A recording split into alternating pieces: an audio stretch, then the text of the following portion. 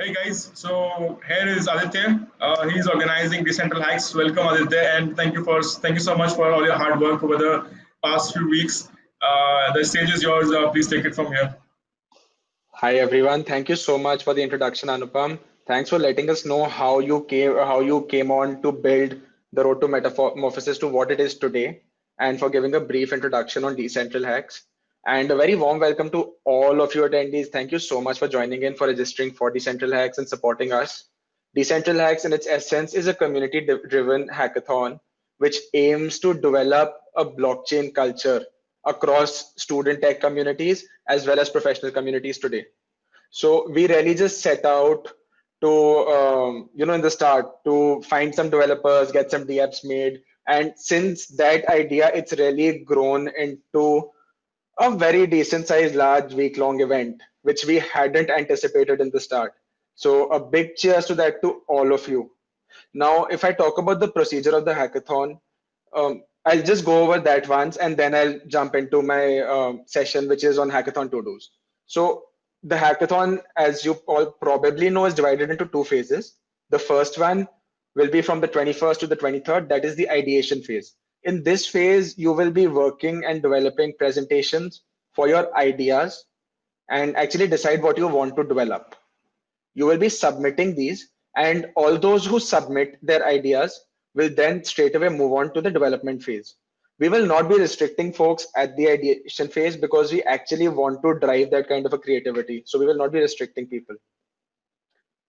But there, we have to mention here that there is going to be a hard deadline. So if someone is not able to submit by 11:59 p.m. on the 23rd, the platform will not allow us to extend that deadline. So we will require everyone to submit by that point of time. The second phase of that will be the development phase, where you will actually be working on whatever solution you plan and pitch in the idea submission. One more thing, there are occasions sometimes when you might feel that you need to pivot from your idea. However, we will not be able to do that since we will be judging your solution based on both what you've developed as well as your idea. So we will need you to stick to that once you've submitted that particular idea. Next up, in the development phase, a lot of my session today is going to discuss about the development phase. So if okay, Aditya, hi. You can join right now. Your teammates can register right now. Make sure that happens before the 23rd at all costs, because we will have to shortlist participants for the development phase accordingly. So even though we're not restricting, but we'll have to do that on the platform. So make sure that you folks register ASAP. But yeah, right now the registration is open. Your teammates can join. Thank you so much for the excitement, Ikanch. I would really love if you all get a little more active in the chat, because right now, as stated earlier, my session officially begins at 9. And while we wait for some more folks to join in for that, if you have any queries regarding the processes of the hackathon, you can mention here in the live chat right now. Anupam and I are both active there, and we'd absolutely love to take any queries whatsoever.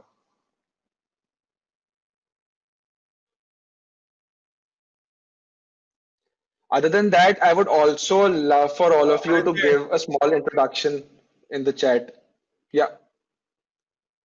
somebody wants to know like how would the judgment happen and who will judge the what kind of prizes and who is it, the Octaloop team or is it the blockchain platforms team? All right. So as stated, the major blockchain platforms that we have on are Harmony, Matic, Elastos. Apart from that, we also have CXI Hub. We have we have various platforms on, and for each of those for all of those prizes, for all of those projects, the judges will be there from the respective organizations. The Octaloop team themselves will not be directly involved in the judging, even though we were involved in setting the criteria in order to maintain a neutrality and keep ourselves out of that process. Plus, we believe that if you're developing on a certain network, then the best judges would be from that organization, as they are the experts. So the organizations will be providing the judges. We've put up some of the judges on the platform. We'll be updating more by tonight.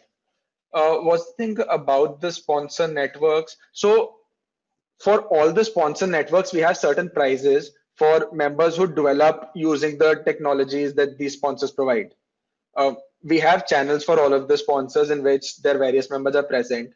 We will be sharing documentation links, and we will have someone from the organizations in those groups.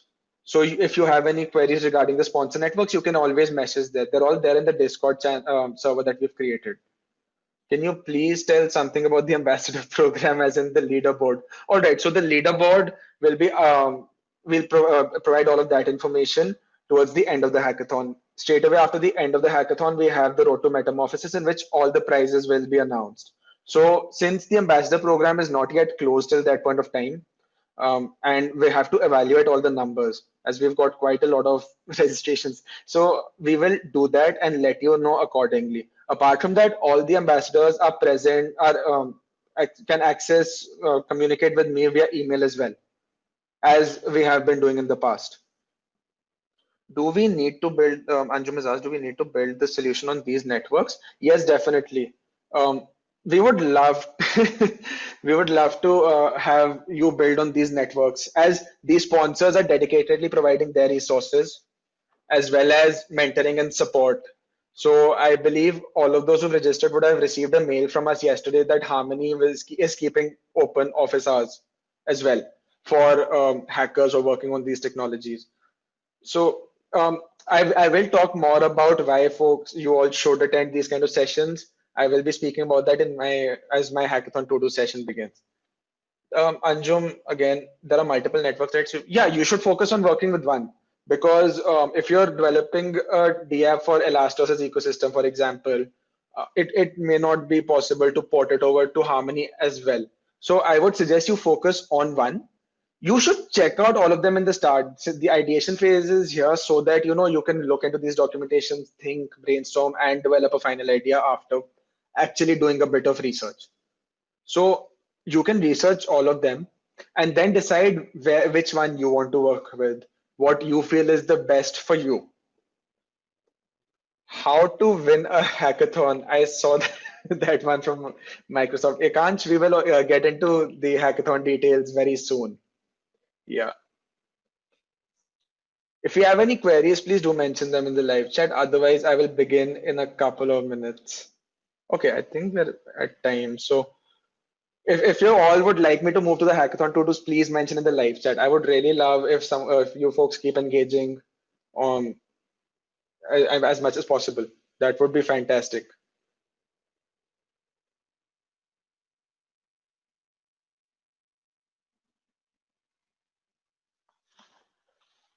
Anupam, can you also come on the stream once? I think it would be really great to have you on. Hey, there. Yeah, hi. So while I present, Anupam will be taking all the queries. I'm just shifting to my presentation right now. So I'd really love for you to just stay on and we'll take all the questions in the end. You finish your and then we'll take the question. Keep messaging in the chat as you have a query, and we'll take those in the end accordingly. So I'll just share my presentation now.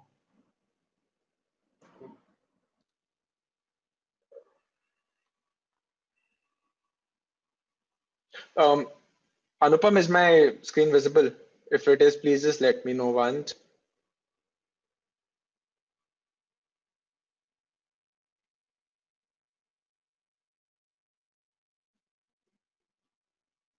Yeah, it's visible, Aditya. You can read the chats. I think, it's visible. You can see the smileys.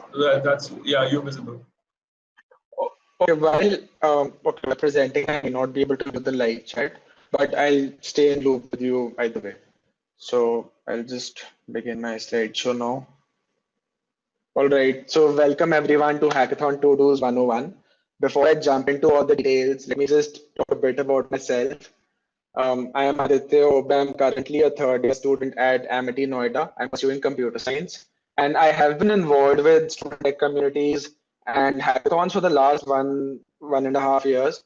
I am the organizer for DecentralHacks. I have been working with virtual hackathons as an organizer for quite actively for the last 4 months. So I think working with DecentralHacks is definitely, while it's one of the peaks of my virtual hackathon organizing career, but definitely I come in with experience here. I was also a joint winner of the Microsoft Visual Studio Code Hackathon, which happened for the first time this year.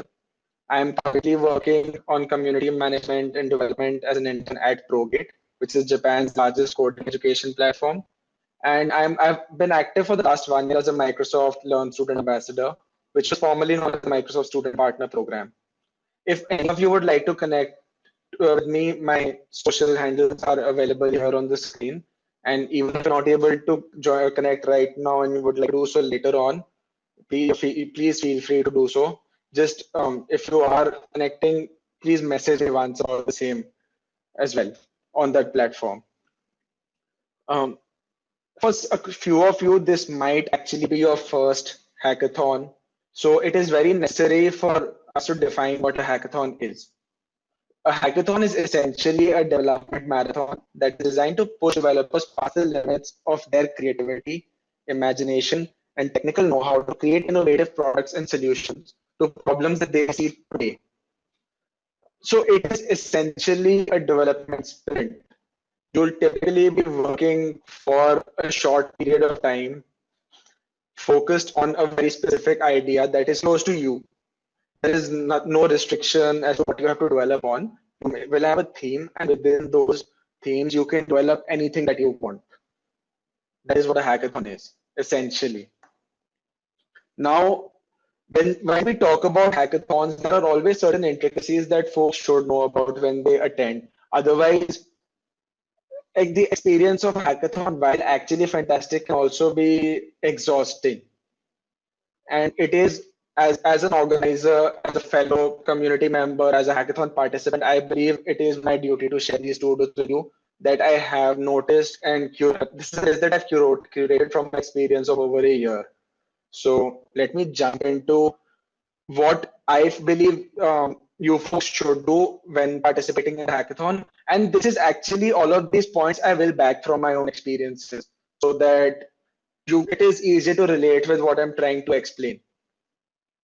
So the first to-do that I have for all of you folks is to build a well-rounded team. Now in our hackathon right now, we allow from 1 to 4 members in every team. And I would recommend at least have a team of 3 members. While none of you are actually discouraged from entering solo, what happens is that right now after the idea phase, your development phase will essentially be just 4 days. And if you have a larger team with a variety of skill sets, that will help you develop your solutions quicker. It will make work easier for you. It takes some amount of the pressure off because for every role, suppose you have any issue, you have someone else to back you up. So a well-rounded team will make a big difference. Now, there are a few roles as well that I recommend having in a team. Now, a role doesn't mean that it has to be a different person. In a lot of cases, one person might actually hold expertise in 2 of these things. So these are some roles that I believe you should have in your team. The first one would be the developer. Now, the developer essentially could be a full stack web developer, could be a mobile developer, someone who's working with cross-platform technologies.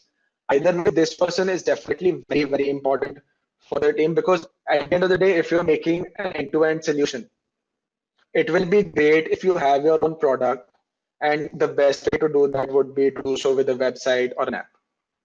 The second would be emerging tech person. Now, the emerging tech person is crucial in a hackathon like ours, since ours is centered on one particular emerging tech, that is blockchain.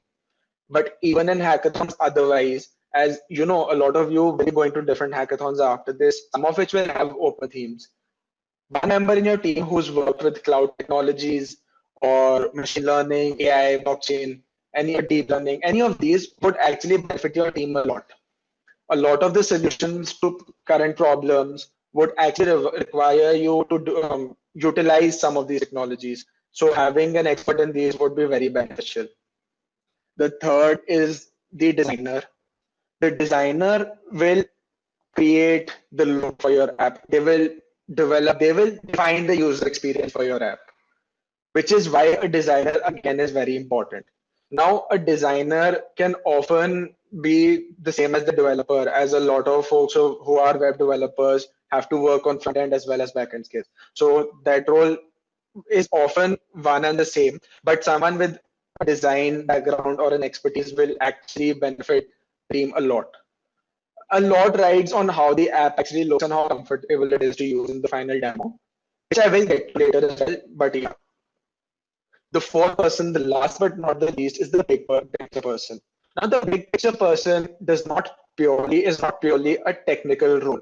However, is just as important because the big picture person is the one who would define the vision towards which you would like to take your product.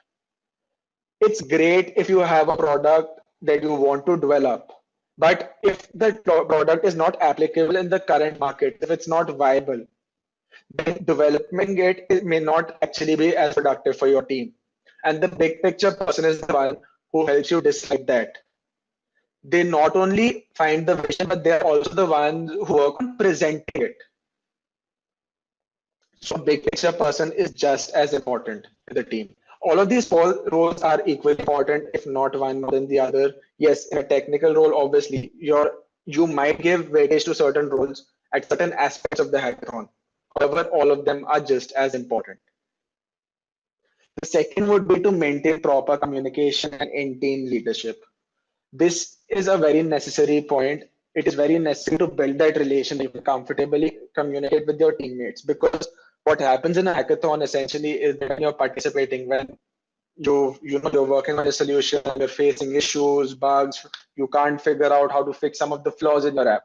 There's going to be a lot of heated moments. There's going to be a lot of tension, and at that point of time, it is good to have a team in which you can scream on any member at any point of time, and they won't mind. And this one I say from experience, because even in my past hackathons, we have been through quite a lot of situations where the time pressure has gotten to us. And at that moment, it is very necessary to be comfortable enough with your teammates. I generally recommend building your team before the hackathon. Even if you are joining in solo and would like to later develop your team, most hackathons right now, including ours, in our communication channel, we keep a team building section where you can always message, talk about your skill sets, and get in touch with other participants in the hackathon so that you can develop a team and work together. Very important here also would be that in your team, it is necessary, it's not more than necessary, it's crucial to pick a leader for the hackathon. What happens is that, in a team, you're going to have if you have 3-4 members, all of them the best at what they do, you're going to have lovely ideas come in. However, also another problem that brings is that it can get indecisive at that point of time. And in such situations, it is very necessary to have decided one person who will make an objective decision in this kind of situation, and this person has to be someone whom the entire team will listen to. Because if you end up having fights within your team with your team leader, or if the team leader is not able to help in such kind of situations, then a team will most likely fail. The third point is to plan the product you intend to build. In the short duration of time that you go in, you would like to, it feels like you should jump into development as soon as possible. You should, because you're gonna have a short amount of time. But I have to tell you from experience, if you have a decent developer in your team, the development aspect does not take too much time. Rather, spend a chunk of that time first deciding what you want to build. Because when you're working on a product, if you start without a plan, without planning, you start on one feature and then you're like, okay, this is the feature, we can try something else as well. Then that takes you to a third point. And by the time you've gotten close to a point where the hackathon's about to end, you're so indecisive about what you want to put in the final product or what the vision behind your product was, that you will in yourself actually give up. And this does happen very often, because not understanding what you want to put in your product till the end can be very disheartening for a team, as you also put in the effort to build what you have so far. So it is very necessary to spend that time on the planning phase of your product. Keep it in written, this is something that my team and I we generally follow. Before the hackathon begins, when we're discussing the idea, we will sit with a notepad and pen, and we will actually write every single thing that we want to put in the product. We will discuss the pros and cons of every single point. So, and I typically hack in a team of 3. So we will discuss each point, we will plan each point accordingly, and we will make sure that by the time the planning is done, all 3 of us are on the same page about the product. We know what we want to build. And once you've decided, we will not jump to other ideas. That will help streamline your process. It will keep you efficient. It will define roles for people within your team. And you will generally have a smoother experience developing the product. The fourth point that I have is develop an MVP of your planned product. Now, for those who may not have as much of a business background or a professional background, may not recognize this term in the beginning. An MVP stands for minimum viable product. It will feature the bare essentials required for a complete solution, as well as a feedback mechanism for future development. So an MVP essentially will be, it may even be, it is the equivalent of a prototype, and sometimes it does not even have every single functionality. It has the core essence of your product that you would like to build around. And it will have a kind of a feedback mechanism that lets you know, if you have any users working on it, it will let you know how the users feel about the product, how they, what their perception is about it. It will also help you when you are testing the product. So when you test certain features, it will allow you to take back, to just plan and set aside what points you feel you should work on, what you felt was great, what wasn't. In a hackathon, you do not have too much time. Now, this is a hackathon, we've got 1 week, but even in this week, we have it divided in 2 phases. 3 days are just idea, and then after that, we have 4 days of hacking. Most hackathons, the most common amount of duration is 24 hours, or at the max 48. In this kind of a duration, you will not actually be able to build a lot more than the MVP. You might want to, but if you try to build more than the MVP, you will end up forcing yourself and pushing yourself harder than you might want to, which will cause a lot of burnout. And that may affect your team mechanics, it might affect other aspects of your hack. So focus on the MVP. First develop that, get that done. Because once you have an MVP, you've got the essentials that you want. After that, you can work on other additional ideas, features, add-ons. But yeah, the MVP is crucial at the start. Fifth would be to experiment with vendor-sponsored and external software / APIs. Now, in a hackathon like this, we've got quite a few sponsors. We've got CoinGecko, Matic, Elastos, Harmony. We've got in CXI, we've got so many partners. Please try to play around with the software and APIs they provide. A lot of times what happens is that this is one list, and you've got other organizations to tie in with hackathons. You have student support from organizations like GitHub. You have Microsoft supporting. You have credits for Azure, for Google Cloud Platform. Please try and play around with these technologies. A lot of times these are paid software and API that you won't be able to use otherwise, but you're getting them for free because you're participating. And first of all, this really helps you expand your knowledge base, because when you're working on projects later on, you now come in with a chunk of background knowledge about certain technology that you've played around with. And really, playing around with these technologies is the best way to learn how to work with them. The second would be that they decrease a lot of the grunt work. Now the grunt work might be, repetitive tasks. If suppose, you've got a lot of repetitive tasks that you need to work on, and you can figure out a way to automate these from any vendor API. So then I think it will actually assist you a lot. And this is something that I can talk from experience. So I believe I mentioned the VS Code hackathon in the start. What we've done is, so our hack essentially consisted of taking handwritten text to extracting text from handwritten code or images and whatsoever. And instead of creating our own ML models, we decided to use Azure's functionalities.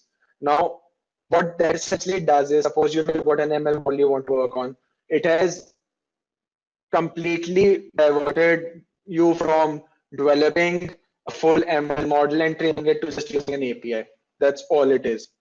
That will really assist you in your workflow because you are in a time critical event. And at this point, if you spend time on activities that you don't need to, it will help you a lot in aspects which might not seem as important, but can define your product. Stuff like your demo at the end, your documentation, your pitching. These saving time in the development aspect will give you a lot more for that. And those aspects are just as important when it comes to a hackathon. So make sure that you play around with these externally provided software and API. It will make a ton of a difference. The sixth point that I have is to interact with hackathon mentors. In every hackathon, including ours, there will be mentors from the side of the sponsors and the organizers who assist the participants. For example, if you take Anupam, I'm there, then we've got a lot of folks from our sponsors. We've got mentors in the group from Harmony, Elastos, Matic, all of the major organizations that we have. We have mentors from in our Discord. Stay in touch with them, connect with them to discuss your idea or in case you have any technical issues. What happens is that sometimes, while companies work really hard on their documentation, for example, you might end up facing certain issues which may not have been documented. And this happens at times simply because at the end of the day, the person who's making the documentation may not have come across certain problems which you might face. At that point, someone who's experienced with their technology will help you a lot because they come in with that knowledge. They have that background knowledge about their technology. So that will ease you in case you have any technical issues. And the whole part where you go to discuss the idea with them is just as important because in hackathon when you're developing your product, a vision is very necessary when it comes to the demo. And discussing with a mentor can actually help define the vision for you. This happened with my team when we were working in the VS Code hackathon. In the start of the hackathon, we just got in touch with one of the mentors from Microsoft to discuss our idea, our product, and our mentor actually helped define the vision for us. So we had just gone into the product idea that we had, and our mentor defined the vision, which led to us winning again. So this makes a big difference. Another side of actually working with hackathon mentors is that they're industry professionals, and connecting with and networking with them will benefit you a lot in your future career as well if you choose to go in this kind of a field. So it's definitely good to interact with hackathon mentors. Just as much as it is necessary to interact with hackathon mentors, it is also as important to network with your fellow hackers. This is something that we often forget in a hackathon because we're so focused on our own products. We don't realize that hackathons are essentially meccas for innovation. We will see extremely hardworking, talented, creative, passionate, innovative individuals come together to compete for a common prize. And just as we might be working on our technologies, we might be experts in something that that experience we carry with us.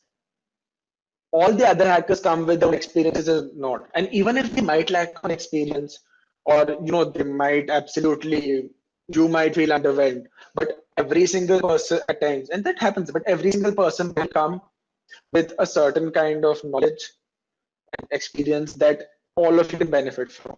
Connecting with these folks and learning from the experiences will benefit you long after the hackathon as well. Because if you think about it, a lot of us, at least students particularly, we're in college, we're working, we're studying, we're trying our best to learn and grow. And if we keep this kind of a hustle up, a lot of us are going to be doing a lot of great stuff 5 years, 10 years from now.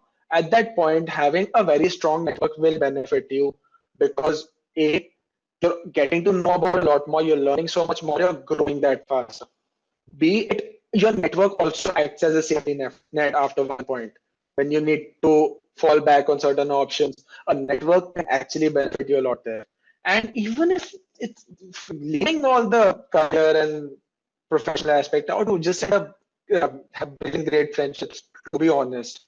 I met some folks, I mean, if we take Ekansh here, Ekansh and I first met at a hackathon that happened in Delhi. So, and since then we've been collaborating in our community on various activities. So it's just you end up making great friendships. This is a very underrated point, but it is very necessary to manage your health well during a hackathon. What happens is that, during the hackathon, amidst the pressure of the time constraints, the urgency to complete these products, we often forget that we have to take care of ourselves. This will be something that you must keep in mind in the development phase more than the idea phase. What's going to happen is that when you're working on your ideas, due to the fact that you have just 4 days to build your solution, you might end up missing meals, missing out on sleep. And this is something that even when knowing we do, this is a mistake I make all the time, that I'm in a hackathon, I have under the pressure of certain time, I'll forget that I have to sleep at the right time. And this is very important to keep in mind because it might cause you to actually burn out in between the hackathon.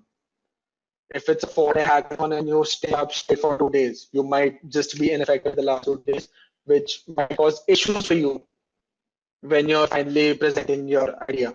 So take care of your health. And I would recommend that the idea phase is started the day the idea phase ends and the development is about to start.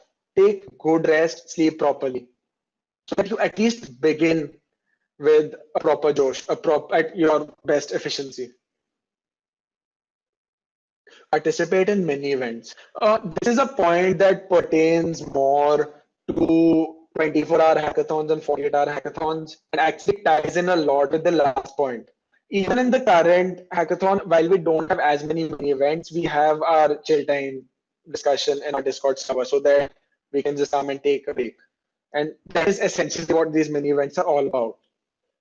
Mini events are just activities that organizers keep during the hackathon that have nothing to do with the hackathon's eventual aim. And these are just hosted and designed to get the hackers to let off a little steam and relax during the hackathon so that the pressure doesn't get to them. These actually help in preventing burnout significantly. They help you detox during the hackathon. So, you're stuck with this problem that you can't do anything about and it's killing you, it's frustrating you, you're angry. Just try to find these activities, find a group and go take a break, relax, and enjoy for a bit. What that does is it gets a lot of that negative energy out. It will, it'll help you recollect yourself, calm yourself down, and you go back with a fresh mind to tackle the issues that you're working on. And these mini events are very, very effective when it comes to such situations. So while yes, we have our times, you are always welcome there. You can join in, enjoy with us at any point of time. I'll be present in that group. So, you want to share memes there, joke around, or even just, have random voice calls or something, just message there. And we're always there to enjoy for a bit. Let your demo tell a story and please don't leave it for the end. This point is a must in every hackathon for every single team.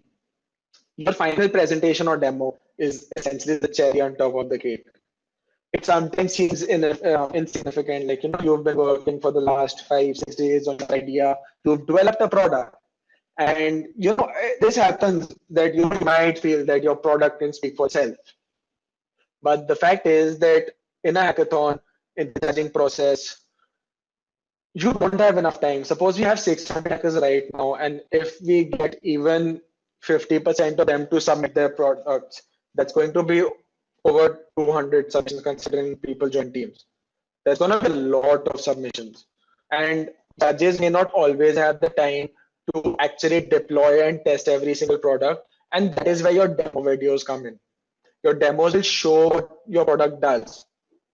So it is very necessary to have your demos. And apart from just that aspect, a lot of times during hackathons, what happens is that your demo, you may not be able to figure out every single aspect of your product that you're building, and you might actually not be able to implement some of the essential features.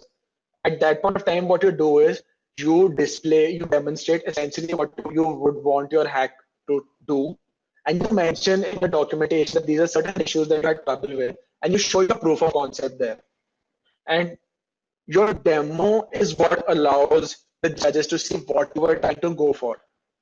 And in a hackathon like this, especially, the innovation that you bring in is a major criteria. It really helps the judges, and that's one aspect that the judges will be working with, because we're trying to figure out solutions to problems, and these are solutions that haven't been figured out by other people. Otherwise, we wouldn't have had to actually discuss these.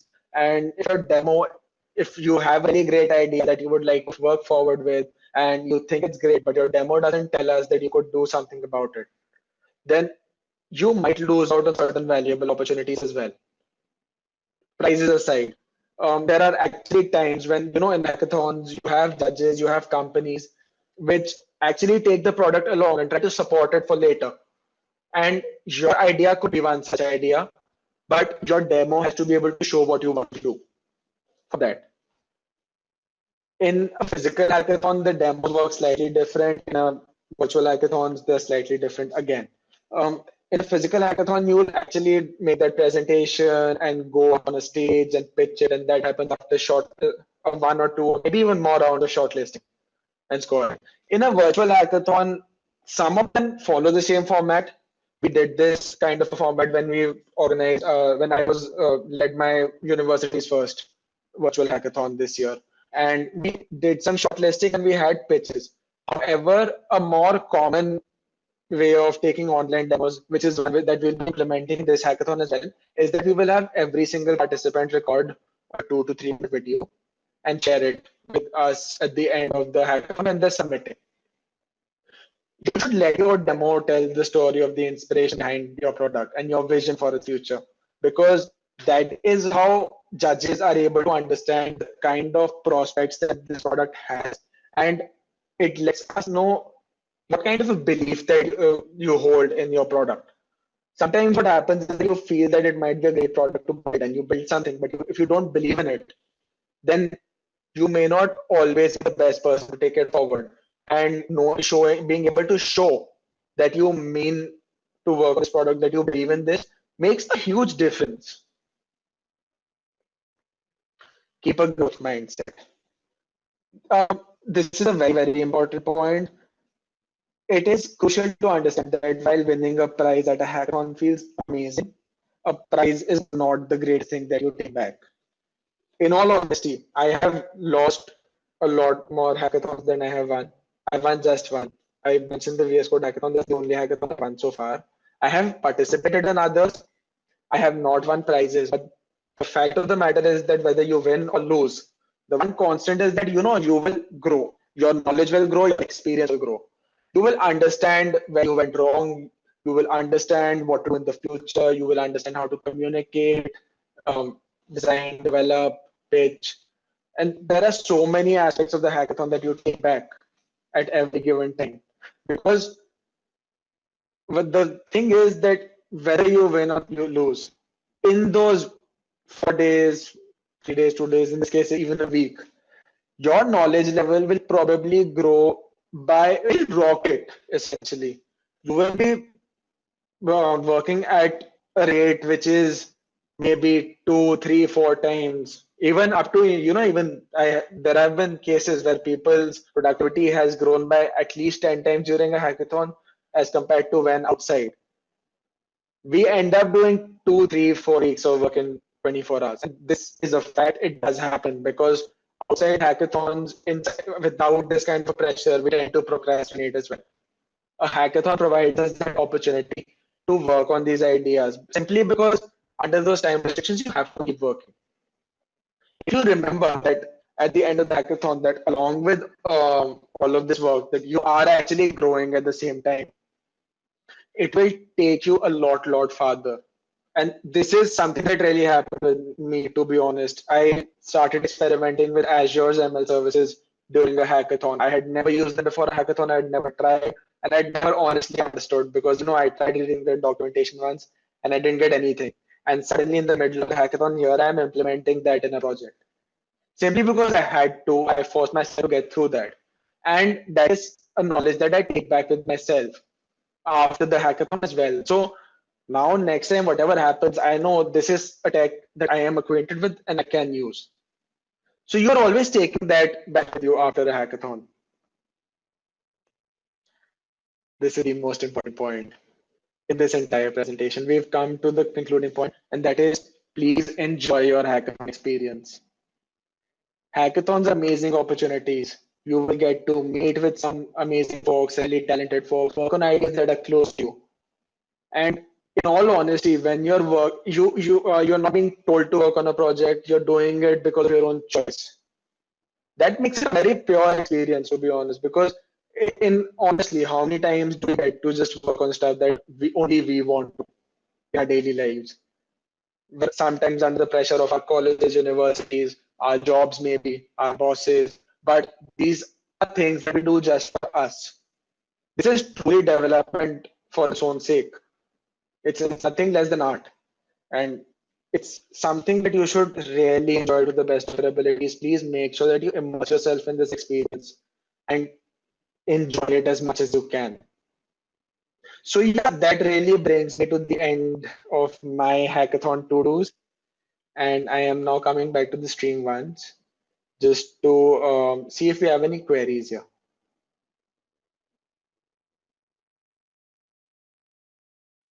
Okay, we do have a few points come up. Anupam, would you like to come on once? I think that'd be great. Hey Aditya, what a great session, man. I loved it. Hey, Totally. thank you 100%. so much. So Yeah. let's see if you have any queries right now. Okay, we have quite a few queries. There's a lot of discussion Yeah. going around, and I love that Yeah. fact. So tell us about the VS Code experience.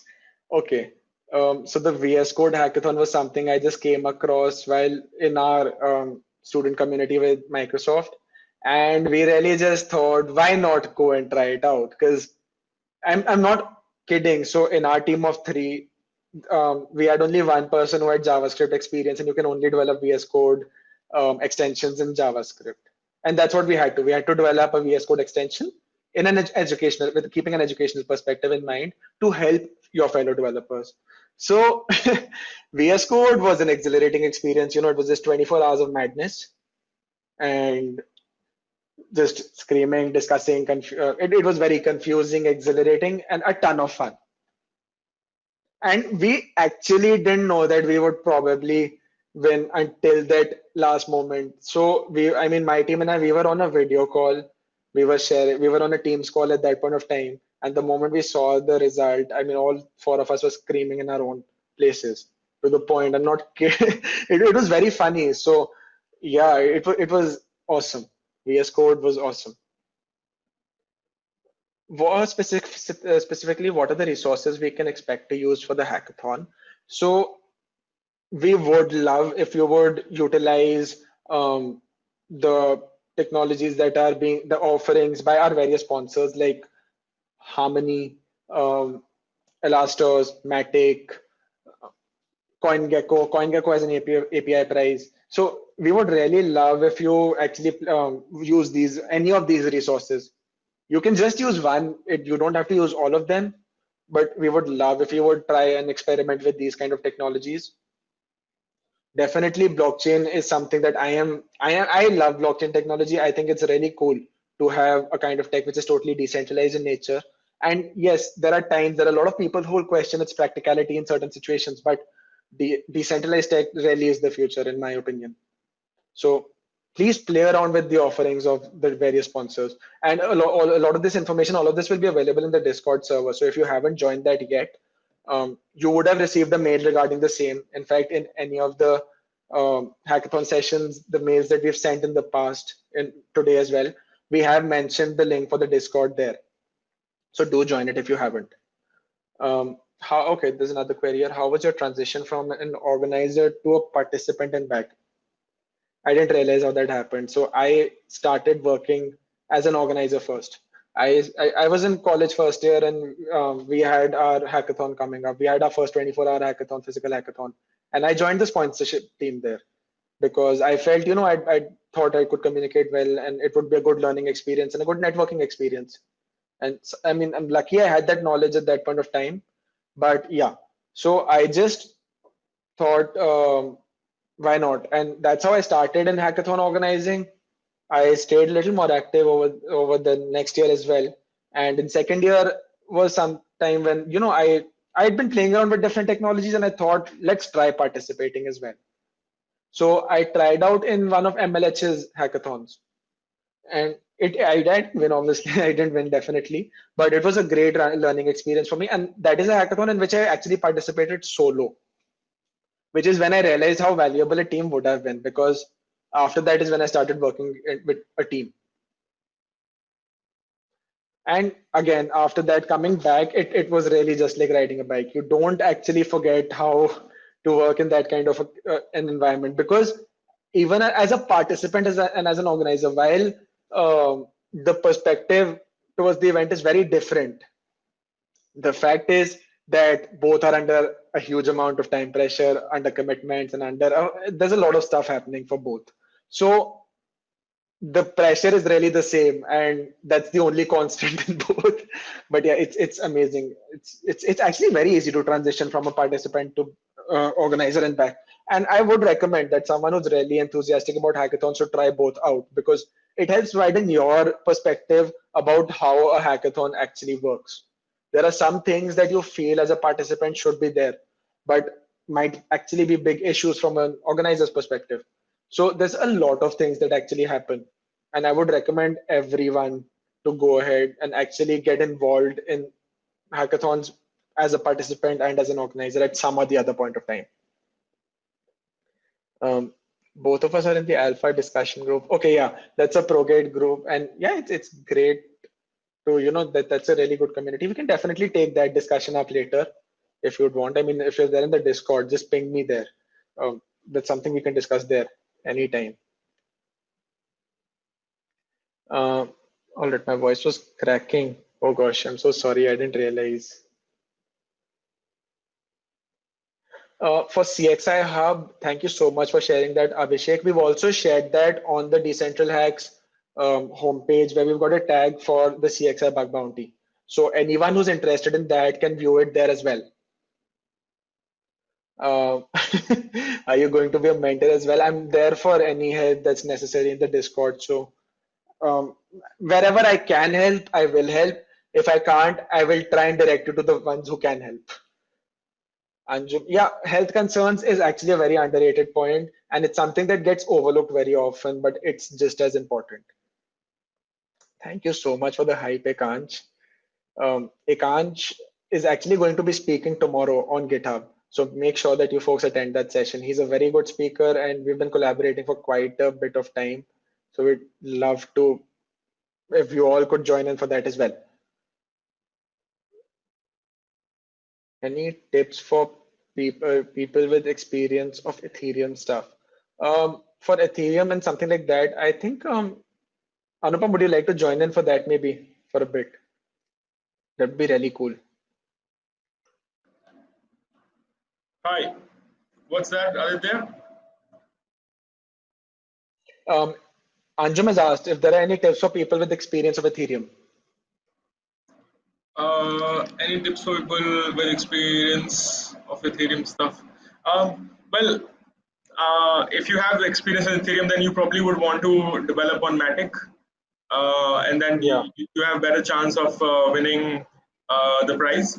You could also, we have not announced the prizes by block test, but they also we're putting them up, and you can definitely try your hand on Ethereum over there. Also, they allow you to deploy smart contracts in 3 simple steps.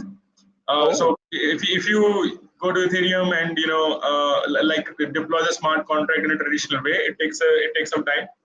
But with block test, it's very simple. And if you have experience with Ethereum, I would definitely suggest that you give block test a shot. Yeah. So that's great. That sounds fantastic. And yes, if you're working with Ethereum, definitely go check block test out. Even apart from Matic, I believe Elastos also supports Ethereum. They have their own side chain, and a lot Yeah. of our platforms have are use the EVM. So definitely do check that out. Um, Yeah. When Ayushi you has a say you have experience with Ethereum, Anjum, I assume that you have experience with Solidity. So yeah. you can check out the projects that use Solidity, and I'm sure like you won't take long to understand how Harmony and Elastos work. You just have to probably read their document a little bit, and I'm sure you'll be able to get the hang of it very It'll be quickly. quite it'll be comfortable for you if you have any former Yeah. experience. Yeah. Ayushi has a very good query here for a beginner, how to start building the project, like the starting out after the idea. So after the idea, when you've defined the idea, you will actually be defining various aspects of it, the different features, the different components of your solution. And at that point, the next thing would be to figure out how each solution would actually work. If you have implemented it in the past, maybe if you come with an experience, it's one thing because you have a decent roadmap. But if you haven't, the first step would be to build that roadmap. And for that, you will have to go out, check out the documentation of the technologies that you intend to work with, maybe. And even if you haven't decided that, then the idea submission phase is essentially so that you can check out all of these documentations of the different platforms that we have partnered and just research. So once you've got that basic research in, you see how these platforms, their offerings. After that, you might get a basic idea at least to know, what might be the best idea for your solution. And after that, you take it forward. You start planning your product according to that particular platform. Once you figure that out, your roadmap, you'll see your roadmap develop in front of you. And honestly, spend time on the roadmap to develop rather than the just the coding, because once you have that figured out, the coding will not be a tough part. I come from a Java background. After the roadmap and when it's necessary, I have ended up coding in Python and JavaScript as well, or C# for that matter. So if you're acquainted with even one, it won't be very difficult transitioning to other languages. But having a roadmap for your product in mind is what will help you a lot. Also, any tips on how to start with blockchain technology, like any projects or anything? As mentioned, do check out the documentation by the different platforms. I believe they do have certain quick starts as well to help you figure out certain technologies quickly. So do check that out. And in your research, just look up projects that use these different platforms. You'll definitely find a lot of open source projects on GitHub. So do check that out. Check all of those out. I mean, I won't say all, but at least some of those around the idea that you want to work with. Do check those out. How to learn a language in 24 hours? In all honesty, you can't learn a language totally in 24 hours. You can figure out how to work around a language, and once you figure out how to just work around and get the basics through in a hackathon or in 24 hours. After that, you can focus more on the learning, but you can't possibly, please don't try to learn an entire language or an entire platform in 24 hours. That is not possible. That takes months and years of work. But yes, hackathons are quick starts into that world. So you can definitely get a great launch from hackathons when it comes to this Yeah. learning. Aditya, someone's asking on Telegram, like, what is Harmony, Matic, Elastos looking for at the end? What is it that they're looking for? What is the end product? What is it? Is it the MVP like you talked about in your slides? Are they just looking for the MVP, or what is it? What exactly are they? So Are these your prices based on? Yeah, so your MVP can actually be a properly developed solution as well. It doesn't just have to be a proof of concept. An MVP can, it depending on how you're planning your use case, can be it could be a day app at the end of the day. It could, yeah, so it would really depend on your idea, because to that there is actually no one fixed answer. Yes, technical completeness of a solution is definitely good, but at the end of the day, it's your vision, your future prospects, and your tech that you've developed, all three, when they come together properly in sync, that's what makes a good hackathon project. So you will actually need all three of those. Yeah, makes sense. All right. So do we have any other queries coming in, maybe on the Discord or the Telegram, if not here? So I was just scrolling through Telegram and it popped up. No, that's actually a very important question, because this is always a confusion we have as hackers in a hackathon. Like, it's very necessary to understand um, how the judging aspect will take place. Yeah. Otherwise, we end up working on aspects which may not be as beneficial. And yes, in the judging, another thing that I will request you to keep in mind is the themes. While yes, we don't restrict, but it's good to keep the themes in mind, because that is something that the judges keep in mind with. So for all those who registered on the platform, we sent out an email yesterday night regarding Harmony, and Harmony has specified that they would prefer if they have fintech solutions coming in, something around decentralized finance, for example. And keeping that in mind when you're working on a Harmony solution will actually benefit you in the judging process. But it doesn't mean that you cannot work on something else. If you have something, a really good idea, if it's not in fintech, you won't necessarily be penalized for that. What's the Discord name/link? All right, if you just go to the DecentralHacks website, I'll just paste it. I pasted it. It's okay. Okay, But all right, the Aditya, Discord is there. let's make one thing clear over here that Yeah. that Matic, Elastos, and Harmony want you to build some kind of POCs around, or MVPs, if you may call them, So around something like, the blockchain platform. yeah. But there are special prizes also by Blocktest, CXI Hub, CoinGecko, where you don't need to build anything Yeah. of that sort. There are special prizes where you just have to find vulnerabilities and use their APIs to come up with something really cool. Yeah. All right. So it's one thing when you work with these three blockchain platforms and you're working on a DApp for these. Then keeping aside those, we have CXI Hub, who opened a bug bounty for the duration of the hackathon. So while that is not necessarily a blockchain solution, it is something you can definitely work on, and it has its own prizes. So for CXI Hub's bug bounty, for example, they've kept 15 prizes of up to 5,000 rupees for 15 different flaws that you might find, and they're going to be awarding that per flaw. The details of those have again been mentioned on the DecentralHacks Hacker Earth, so you can check it out there. We've kept a tab just for the bug bounty, and it's in itself quite detailed. It has the details of what they expect and the kind of flaws that they're looking for.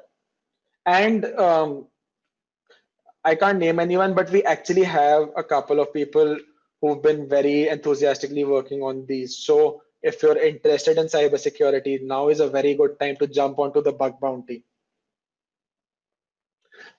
Similarly, take CoinGecko, for example. They have an API price. So they have a $150 price for the best product based on CoinGecko's API.